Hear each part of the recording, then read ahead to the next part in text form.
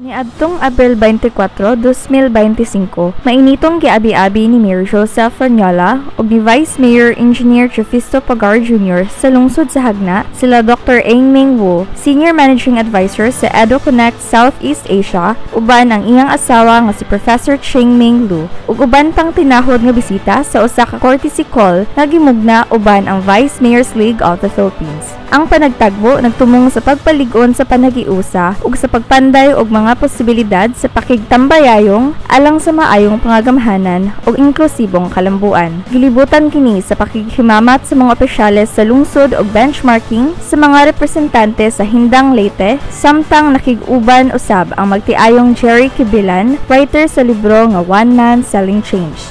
Ang pagbisita ni Dr. Wu mitakdo sa bag-ohay nga biyahe ni Konsehal Joey Abrenilla ngadto sa Kaohsiung City, diin iyang nakita ang Smart Governance Initiatives. Kini nga engkwentro misangpot sa mas lawom nga diskurso sa inobatibong pangagamhanan nga nagpalig-on sa dungog sa Hagna sa isip ehemplo sa transparent ug progresibong liderato ubos sa pagdumala ni Mayor Joseph Ferniola. Ang mas nagkadaghang pagkaila sa kalampusan sa Hagna usa ka buhing pamatuod sa paningkamot sa lokal nga pangagamhanan sa pagpanday ug masanag nga kaugmaon.